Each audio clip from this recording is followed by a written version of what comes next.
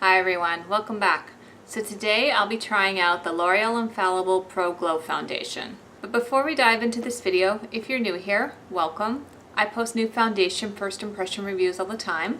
And if this is something you're interested in, consider hitting the subscribe button so you can be alerted when I post new content. So I bought shade 202, which is the second to lightest shade. The packaging is it's pretty simple. It comes in this plastic squeezy tube type of bottle, kind of like a tube of toothpaste. It comes out, turn out the other end so we don't make a mess. So there are some claims on the back of the packaging. It says lasting glow, never dull, never greasy. The finish is radiant. It wears up to 24 hours. The coverage is medium. Coverage is medium? Coverage is medium. Eyes are getting old. And the texture is airlight. So the information on the website is pretty much the same as the back of the packaging. It just says lightweight and creamy. This long-lasting foundation goes on smooth with a glow finish that lasts. With medium coverage, it hides imperfections for a radiant complexion. And that's all it really says. So this foundation is available in 12 different shades and it retails on Ulta's website for $12.99. So I've heard some rave reviews about this foundation, and then like anything, I've heard some not so good things about this foundation. Like every product, it's going to do different things for different people. My skin tends to be on the drier side, so because of this I tend to prefer foundations with more of a dewy finish, which this claims to have. So I have high hopes for this foundation. So if you want to know what I think of the L'Oreal Infallible Pro Glow Foundation and how it applies and wears throughout the day, don't go anywhere, just keep watching. I feel like I haven't done this in a while. It's been a few weeks. Summer's almost over, cold outside, got my hoodie, feeling like fall. I'm loving it.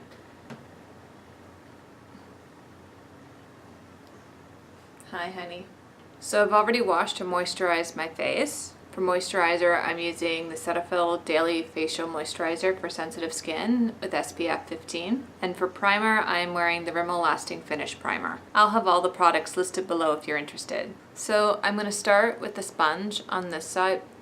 This side. So I'm going to start with the sponge on this side of my face and the brush on this side. Give this a good shake first. Sounds a little liquidy.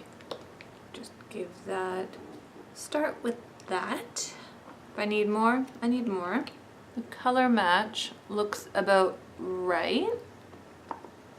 And let's go to town.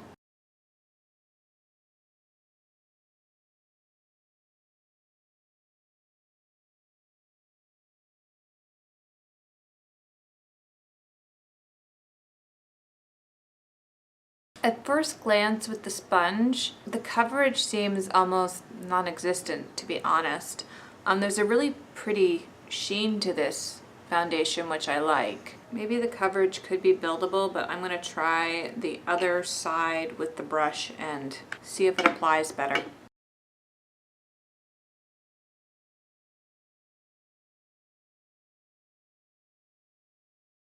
This seems to apply much better with the brush, so I think I'm going to finish up the rest of my face.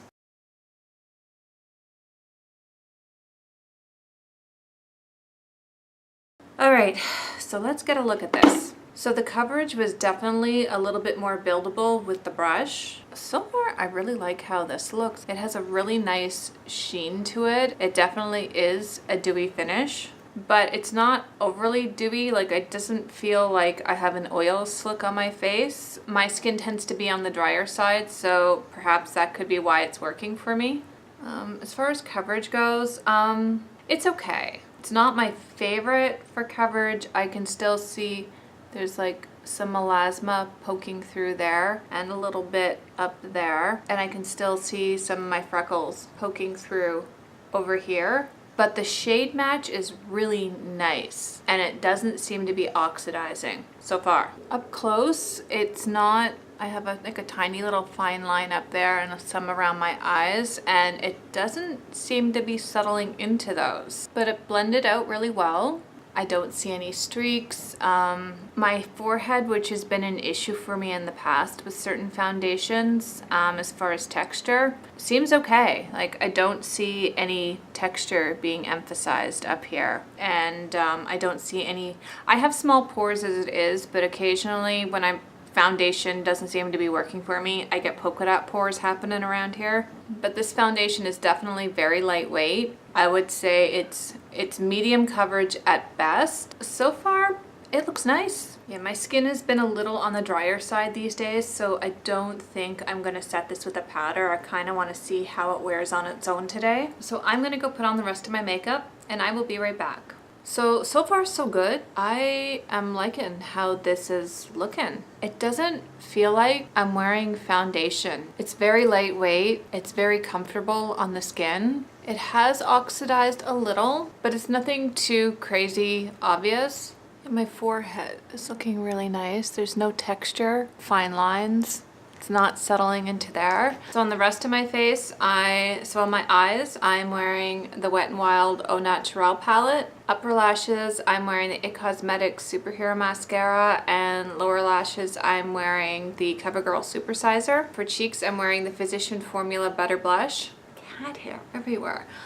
For concealer, I'm wearing the Milani Retouch and Erase Light Lifting Concealer. I'm also currently filming a review for this. I should have it done by the time this video goes up. Lips, I am wearing the Lasting Finish by Kate lipstick number 45. All right, so we're calling the time check at 9:15, I do believe. I will check in with you guys in 5 hours and let you know how this foundation's holding up. So we're calling the time at 3:14. The foundation's been on my face for roughly about 5.5 hours now. So it's been holding up really well. It's a little hot in Southern Ontario today. We've been dealing with a bit of a heat wave. I know earlier I said I wasn't going to set this with a powder. I just wanted to see how it wore on its own. But when I saw what the temperature was going to be, I changed my mind and I did lightly set this foundation with a bit of powder just so it wouldn't melt off my face in the heat, and that was a good choice. It hasn't caked at all or settled into any lines. The area under my nose has worn away a bit, but other than that, the rest of my face has held up really well. So the only thing I'm kind of on the fence about is the color of it. It did oxidize about a shade or two darker. So, I mean, there is a bit of a color difference between my neck and my face, but because I really like how this is sitting on my skin and the finish of it, then I may consider buying it in a lighter shade next time. So those are my results so far. I will check in with you guys later on tonight and let you know how this has held up the rest of the day. So we're calling the time check at 7:01. Foundation's roughly been on my face for about 10 hours. So I'm still liking this. It feels very comfortable and very lightweight on my skin. I mean, throughout the day, several times I had to remind myself that I was wearing foundation. I didn't have that dry, uncomfortable, tight feeling that I get with some foundations. But after 10 hours of wear and also being outside in the heat and the humidity, it held up really well. Yeah, my nose is just a teeny tiny little shinier than I'm used to, and it's pretty much worn away here because I had a little bit of a drippy nose earlier. I don't know if I'm coming down with a cold or something. I can't really blame the foundation for that. I mean, that is what it is. But overall, I am super happy with this one because after 10 hours of wear, my skin is not one big dehydrated mess. This foundation is definitely geared towards people that have skin that's more on the drier side. If you have oily or combination skin, I would probably steer clear of this one. But my forehead is still looking good. There's no dry patches or clinging to dry patches along my chin, which has been a problem area for me in the past. I'm not 100% sold on the color of this. It did oxidize a shade and a half darker than when I first applied it. The shade that I bought was the second to lightest shade, so I can always purchase the next shade down and possibly mix the two shades together. I think that might create the perfect match for me. So I hope you enjoyed this foundation review. If you did, please hit the thumbs up button, it helps me out, or consider subscribing if you'd like to be notified when I post new videos. Thank you so much for watching, and I will see you next time. Bye!